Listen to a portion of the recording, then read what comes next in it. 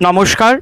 Ramakrishna TV YouTube চ্যানেলের পক্ষ থেকে সকল মা, বাবা, দাদু, দিদা, ঠাকুমা, ঠাকুর দাদাদের জানাই অনেক অনেক ভালোবাসা, প্রীতি ও আন্তরিক শুভেচ্ছা।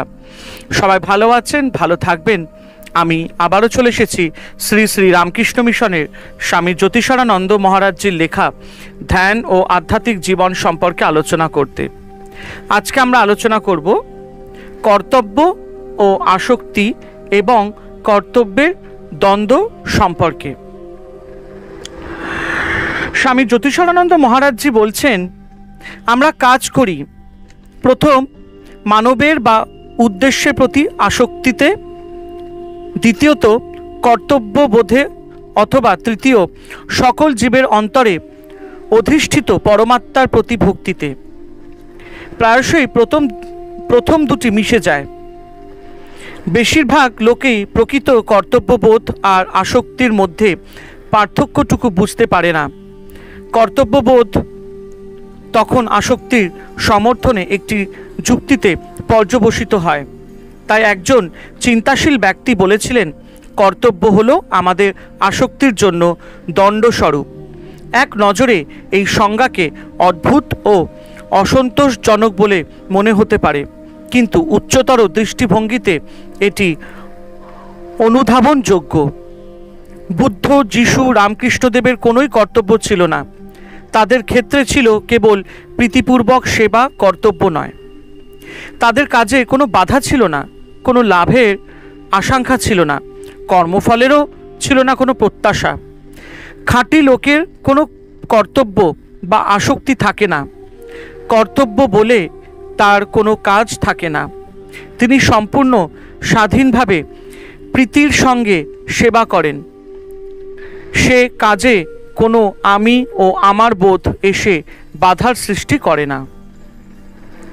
কর্তব্য বলতে আসক্তি নয়, বা আমাদের অহংয়ের ক্ষুদ্র রাজ্যে দেহাত্মবোধ, মন প্রভৃতির রাজ্যে জড়িয়ে থাকা নয়। আসক্তিজনিত বা যে কোনো প্রকার আকাঙ্ক্ষা পূরণের কাজকে আমি কর্তব্য বা কর্তব্য পদবাচ্য বলতে পারি না। এই ধরনের কাজকে আসক্তি ও আমাদের ক্ষুদ্র ব্যক্তিত্ববোধের সঙ্গে জড়িয়ে থাকা বলা যেতে পারে, কিন্তু তা কখনোই উচ্চতর কর্তব্যবোধের ও মুক্তির উচ্চ আদর্শবোধের ফল নয়। প্রকৃত কর্তব্য রয়েছে ইন্দ্রিয় সংযমে, স্বার্থহীনতায়, প্রীতিপূর্ণ সেবায়, চিত্তশুদ্ধিতে, মনের সঠিক একাগ্রতা সাধনে এবং আমাদের সমস্ত মানসিক বৃত্তিসমূহকে উঁচু দিকে ফিরিয়ে ঈশ্বর লাভের সঠিক যন্ত্রে পরিণত করায়। আমরা যত পবিত্র হব, তত ভালো করে সর্বভূতস্থ ঈশ্বরের প্রতি প্রীতিপূর্বক সেবার কাজে নিজেকে নিযুক্ত করতে পারব। কিন্তু দেখতে হবে এতে কোনো আসক্তি যেন না থাকে। আসক্তিকে যে কোনো নাম দেওয়া হোক, কিন্তু কখনোই তাকে কর্তব্য আখ্যা দেওয়া উচিত নয়। অধিকাংশ লোক তথাকথিত কর্তব্য করে স্থূল বা সূক্ষ্মভাবে ইন্দ্রিয় ভোগের আসক্তি থেকে, বা কোনো ব্যক্তি বা বস্তুর প্রতি আকর্ষণের জন্য, কিন্তু তা তো কর্তব্য নয়। এখানে আমাদের সূক্ষ্মভাবে বিচার করতে শিখতে হবে, কোনটা বাস্তবে কোন রূপ দৃঢ়বদ্ধ অহংকার আর কোনটা প্রকৃত কর্তব্য। এবং ইন্দ্রিয়জ সুখ ও বিষয় সম্পত্তির প্রতি তীব্র লোলুপতা ত্যাগ করতে প্রস্তুত না হই, ততদিন আমরা কখনোই উচ্চতর দৃষ্টিভঙ্গি গ্রহণ করতে পারবো না। সুতরাং কর্তব্য হলো আমাদের আসক্তির জন্য দণ্ডস্বরূপ। এই সংজ্ঞার অর্থ বুঝব না। সত্য বলতে কি, সেটাই কর্তব্য যা আমাদের আধ্যাত্মিক উন্নয়নে সহায়তা করে।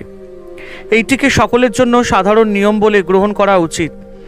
বিভিন্ন কর্তব্য পালন করা, শারীরিক প্রয়োজন মেটানো, অপরকে সাহায্য করা বা ঈশ্বরের সেবা করা যেন আমাদের আধ্যাত্মিক উন্নয়নের পথে সহায়ক হয়।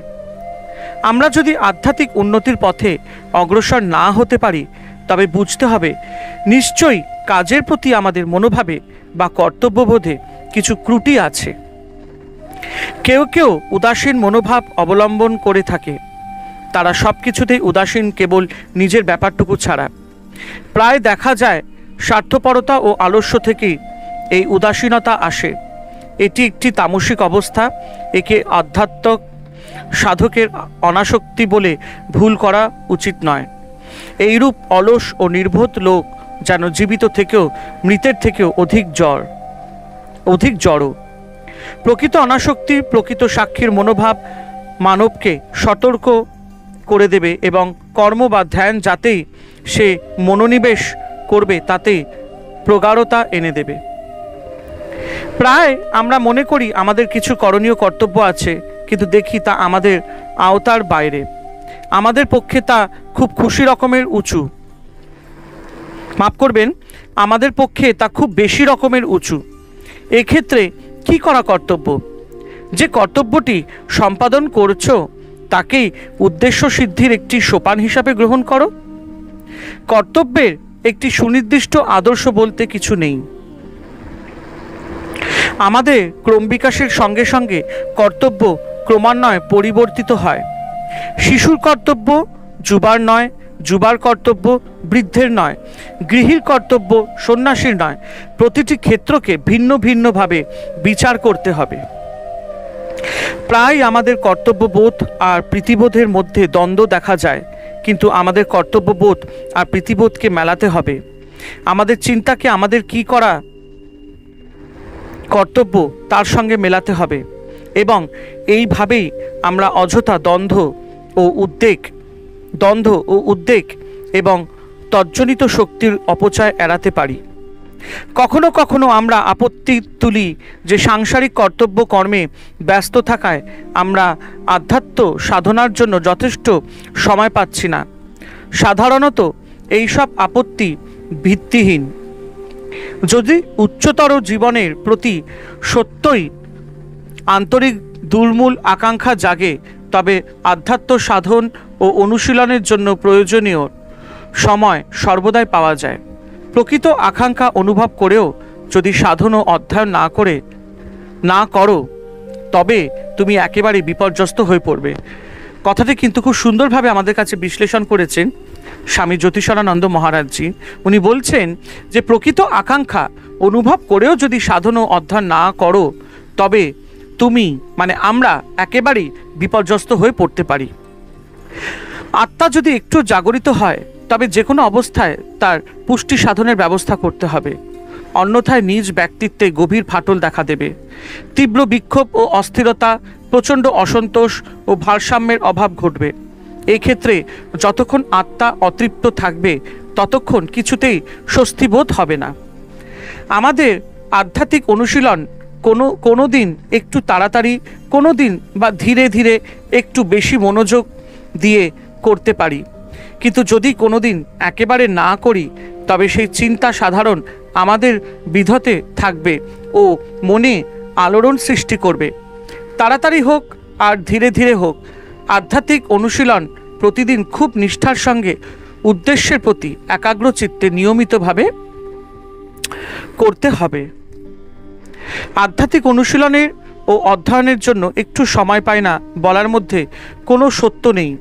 যদি 6 ঘন্টা ঘুমাবার সময় পাই তার থেকে 10 মিনিট কম ঘুমাই, 5 মিনিট যদি খাবার সময় পাই অন্য কিছু সময় থেকে আরও 5 মিনিট নিতে পারি। এইভাবে অন্তত আধ ঘন্টা সময় আধ্যাত্মিক অনুশীলন ও অধ্যয়নের জন্য পাওয়া যেতে পারে। সব ক্ষেত্রেই এইরূপ করতে হবে। মন বিক্ষিপ্ত থাকলেও, ভালো মন সংযোগ না হলেও, অনুশীলন গতানুগতিক হলেও, এমনকি অধ্যয়নেরও গভীর চিন্তার কথায় মস্তিষ্ক বিদ্রোহ করলেও এটাও একটা কর্তব্য। কারণ পরের সেবার জন্য আগে নিজের সেবা করলে পরের সেবা আরও দক্ষতার সঙ্গে, আরও বেশি উদ্যমের সঙ্গে করা যায়।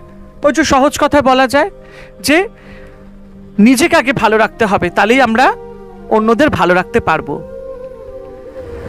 যদি সঠিক উদ্যম নিয়ে ব্যক্তিগত লাভের দিকে না তাকিয়ে পরের সেবা করা যায় তবে ধ্যান আরও ভালো হয় এবং তা আবার পবিত্র কাজে আত্মোৎসর্গ ও ঈশ্বরে আত্মসমর্পণ বুদ্ধিতে পরহিতব্রতে আত্মনিযুক্তির সহায়ক হয়। কেউ কেউ কোনো কাজে ব্যাপৃত থাকার সময়ও জপ করতে থাকে।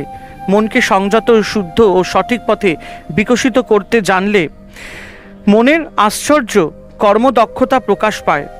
কর্তৃত্ববোধ একেবারে ত্যাগ করে ঈশ্বরের সম্পূর্ণ ও নিঃশর্তভাবে আত্মসমর্পণ বুদ্ধিতে করতে পারলে নিজ কাজ বেশ ভালোভাবেই করা যায়। এইভাবে কাজ করলে এক সময় সব কাজই পূজা হয়ে দাঁড়ায়। আবার যখন আমরা ওই রকম স্তুতিপূর্ণ আত্মসমর্পণের মনোভাব নিয়ে থাকি, তখনও কাজ পূজা হয়ে দাঁড়ায়। কর্মের সঙ্গে আত্মসমর্পণ ভাব যুক্ত হলে করণীয় সব কর্মই একেবারে স্বার্থলেশহীনভাবে করা যায়। খুব সুন্দরভাবে কিন্তু আমাদের কাছে স্বামী জ্যোতিষানন্দ মহারাজজি কর্তব্য এবং তার আসক্তি এবং তার দ্বন্দ্ব সম্পর্কে আলোচনা করেছেন। আমাদের কর্তব্যটাকে কিন্তু ঠিক করে পালন করতে হবে, তাহলেই কিন্তু আমরা ঠিক পথে এগিয়ে যেতে পারবো। যেটা আমি এই আলোচনা করতে বুঝতে পারলাম, এই আলোচনা করে বুঝতে পারলাম। এবং যেটা আরেকটা, যেটা এখানে খুব সুন্দর আলোচনার মধ্যে বলা হয়েছে, যে প্রত্যেক দিন কিন্তু আমাদেরকে একটুখানি আধ্যাত্মিক অনুশীলন করতে হবে, মানে একটু জপ, ধ্যান, সাধন, ভজন, একটু ঠাকুরের জন্য সময় বার করে বা নিজের জন্য একটু সময় বার করে আমরা যদি একটু মেডিটেশন করতে পারি, তাহলে দেখবেন আমরা কিন্তু খুবই ভালো থাকবো। এবং মেডিটেশনটা আমাদেরকে কিন্তু একটু ম্যান্ডেটারি করে নিতে হবে, এটা ভীষণ ইম্পর্টেন্ট আমাদের লাইফে। আমরা যত সাধন ভজন করব, যতটা পারবো আমরা মেডিটেশনের সময় দিতে পারবো, ততটা আমাদের জীবনের জন্য ভালো। এতে কি হবে দেখবেন, আমাদের মধ্যে একটা যে হয় না একটা কন্ট্রোল, সেটা আমরা পাবো। নিজেকে একটা কন্ট্রোলের মধ্যে আমরা রাখতে পারবো। কাম, বাসনা, রাগ, লোভ, ক্রোধ, এইসব থেকে আমরা সংযত থাকতে পারবো। এবং এতে কি হবে, মেডিটেশন করলে আমরা একটা পজিটিভ এনার্জি পাবো, নেগেটিভিটিটা আমাদের শরীর থেকে বেরিয়ে যাবে, পজিটিভ ভাবনা চিন্তা হবে। এবং এতে কি হয়, আমরা একটু আধ্যাত্মিক, মানে আমরা একটুখানি ঈশ্বরীয় পথে আমরা একটু যেতে পারবো। কারণ সারাক্ষণ তো আমরা কাজে কর্মে ব্যস্ত থাকি, নানান রকম চাপের মধ্যে থাকি, নানান রকম প্রেশারের মধ্যে থাকি। তার মধ্যেও যদি আমরা একটু সময় বার করে যদি একটু মেডিটেশন করতে পারি, একটু সাধন ভজন করতে পারি, দেখবেন আমাদের মন, মস্তিষ্ক সব কিছু ঠিক থাকবে। এবং আমরা নিজেদেরকে খুব ভালোভাবে এগিয়ে নিয়ে যেতে পারবো। এবং জীবনের সাকসেস পেতে গেলে, জীবনে যদি ভালো কিছু অ্যাচিভমেন্ট করতে হবে, তার জন্য কিন্তু আমাদের নিজেদেরকে একটু সংযত রাখতে হবে, তাহলে কিন্তু আমরা ভালো থাকতে পারবো। আর একটা কথা এখানে খুব ভালো কথা বলা হয়েছে, যেটা স্বামীজি মানে স্বামী জ্যোতিষানন্দ মহারাজজি বলেছেন, সবচেয়ে আগে নিজেকে ভালো রাখতে হবে, সবচেয়ে আগে নিজের সেবাটা করতে হবে, তাহলেই আমরা অন্যের সেবা করতে পারবো, অন্যকে ভালো রাখতে পারবো। তো নিজেকে বোঝাটা খুব দরকার। আমার ভুলটা কোথায়, আমি কোথায় ভুল করছি, আমার সাথে এরকম কেন হচ্ছে। তো এই যে নিজের ওপর ওয়ার্কআউটটা করা খুব দরকার। এবং নিজের ওপর যদি আমরা ঠিকভাবে যদি ওয়ার্কআউট করতে পারি, তাহলে কিন্তু আমরা ডেফিনেটলি লাইফে খুব ভালো থাকবো, একটা পজিটিভ লাইফ নিয়ে আমরা এগোতে পারবো। আশা করি আজকের ভিডিওটা আপনাদের সবারই ভালো লেগেছে, ভালো লাগতেই হবে, কারণ এরকম সুন্দর সুন্দর আলোচনা আমাদের ভীষণই ভালো লাগে। এবং আমি তো এতগুলো বই পড়ি, তো তার মধ্যে কিছু কিছু আলোচনা করতে করতে আমি যা শিখি, সেগুলোই আমি আপনাদের সাথে শেয়ার করার চেষ্টা করি। অবশ্যই আপনারা লাইক, কমেন্ট, শেয়ার করবেন এবং রামাকৃষ্ণা টিভি ইউটিউব চ্যানেলকে সাবস্ক্রাইব করবেন। হরে কৃষ্ণ কৃষ্ণ কৃষ্ণ হরে হরে, হরে রাম রাম রাম হরে হরে। জয় শিব শম্ভু, জয় দেবী দুর্গা দুর্গাতি নাশিনী, জয় মা কালী।